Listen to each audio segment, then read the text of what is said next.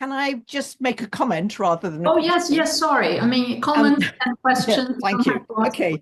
Yeah. I just want to say the book was wonderful.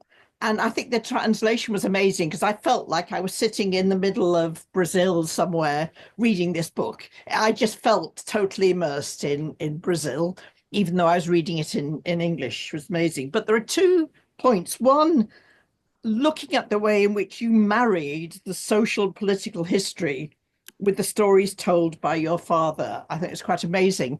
And I thought back to, I'm a mathematician, and many years ago, I met a mathematician at a conference from Palestine, from the West Bank, who was an academic mathematician with a PhD, teaching at the university. And he talked about his mother. His mother was an illiterate dressmaker.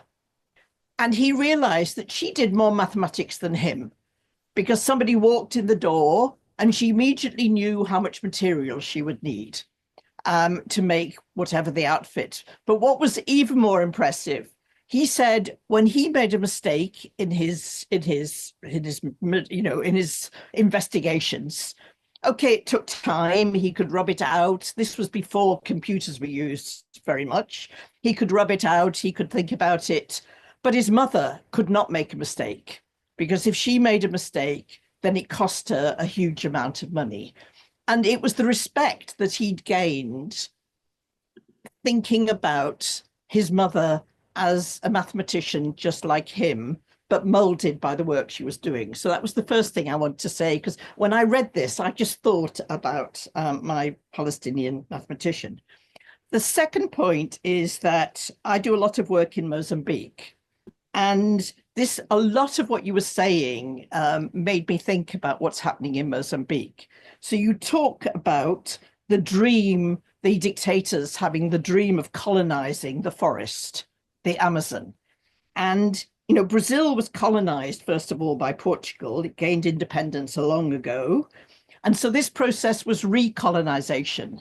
It was big business. It was powerful people taking over the Amazon through corruption and robbing people of their land and their livelihood.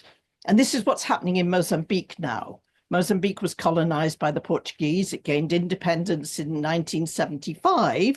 But now, through the agencies of the World Bank and the IMF, then big business again are colonizing or recolonizing Mozambique. And they are robbing people of their lands. So when I read it, I thought this is exactly what I am familiar with, what's going on.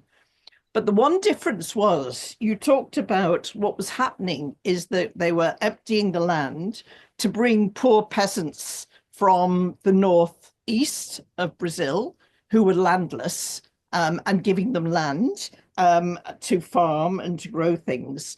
And in northern Mozambique, there's a war going on because the gas industry, the ruby mines, have taken over all the land. And the government is doing nothing and thinking about what are we going to do to provide livelihood. So it's not a question, but I just want to say the book, to me, I loved reading it, made me think a lot about what else I'm seeing going on in my life and in the history that's happening around the world. So thank you very much.